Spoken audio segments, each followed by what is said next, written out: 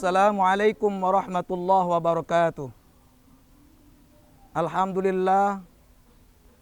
Alhamdulillahilladzi faddala wa karrama al-ulama ala sairil makhluqat. Allahumma salli wa sallim ala sayyidina wa habibina wa syafi'ina wa maulana Muhammad wa ala alihi wa ashabihi khairul bariyat. Amma ba'd.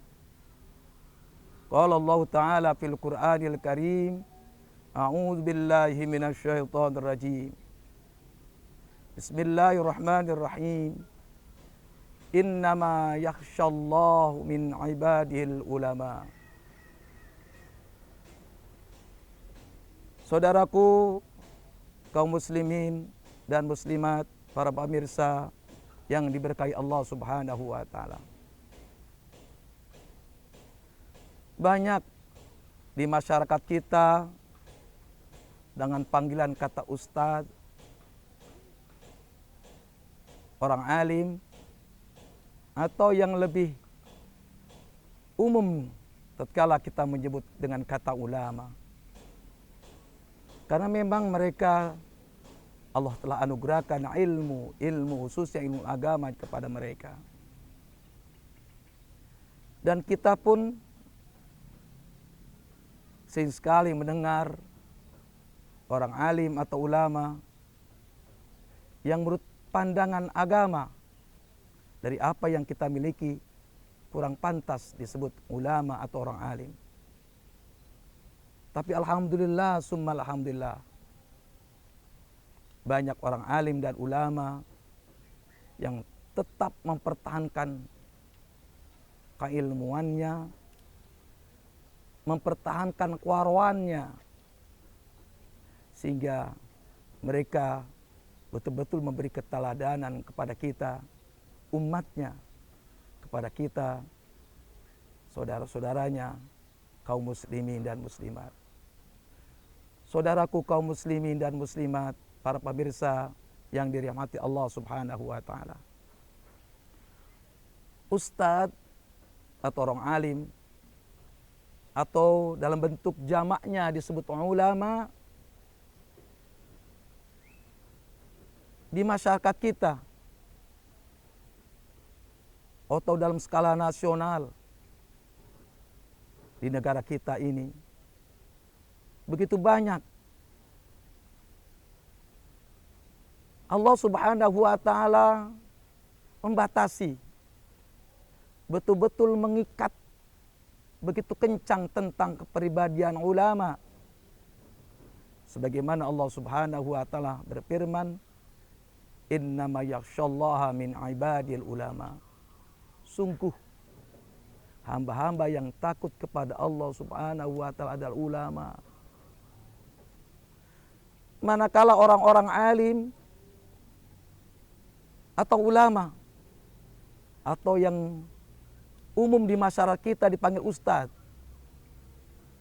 mereka tatkala diamanahkan oleh Allah ilmu, mereka tidak takut kepada Allah. Mereka bahkan melaksanakan perbuatan-perbuatan yang dilarang oleh Allah Subhanahu wa taala. Maaf, kalau kita sebut mereka, ada yang menerima suap, mereka ada yang ikut dalam kancah politik dengan politik yang kotor. Mereka banyak yang membohongi masyarakat untuk kepentingan pribadi atau bahkan dengan dalih mereka punya pesantren. Intinya mereka tidak takut kepada Allah Subhanahu wa taala. Ulama yang diharapkan Allah dan Rasulullah SAW sebagai pewarisnya adalah ulama-ulama yang takut kepada Allah. Nabi kita Muhammad SAW sampaikan dalam sebuah hadisnya, sinfani minan nas, in saluhu saluhan nas, wa in fasadu fasadun nas, kilahuma al-umara wal fuqaha. Yang artinya dua kelompok manusia, yang apabila dua kelompok manusia itu baik, maka seluruh masyarakat akan baik.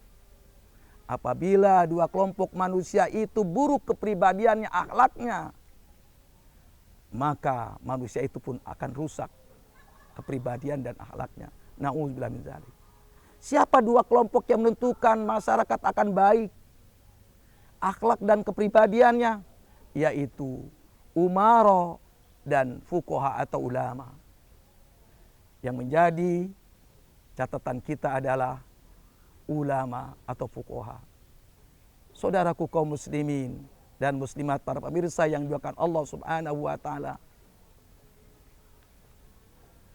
Kita berharap dan selalu berharap, bahkan kita mohon kepada Allah Subhanahu wa taala, semoga Allah Subhanahu wa taala mengirimkan untuk kita orang-orang alim, ustadz-ustadz, ulama-ulama yang takut kepadanya, sehingga betul-betul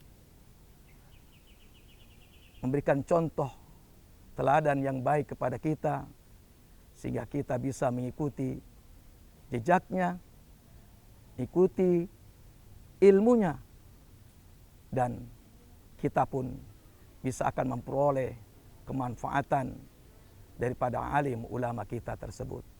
Saudaraku para pemirsa yang dimuliakan Allah Subhanahu wa taala, kita berharap, kita mohon kepada Allah Subhanahu wa taala, semoga Allah Subhanahu wa taala memberikan kita, mengutus kita orang-orang yang alim, ulama, yang memberikan teladan kepada kita, yang menjadi pewaris Nabi, membawa ajaran Nabi kita Muhammad SAW untuk kita, sehingga kita menjadi orang-orang yang dapat mengikuti apa yang diberikan ulama untuk kita sekalian, yang pada gilirannya kita pun akan mendapatkan syafaat dari ulama. Rasulullah SAW dalam sebuah hadisnya, ada 3 orang yang akan dapat memberikan syafaat nanti di yaumil qiyamah. Yang pertama para nabi-nabi, yang kedua para ulama, yang ketiga para syuhada. Bahagialah kita manakala di tengah-tengah kita terdapat orang alim, ulama yang menjadi pewaris Nabi, yang insya Allah nanti di yaumil qiyamah kita akan mendapatkan syafaat dari mereka.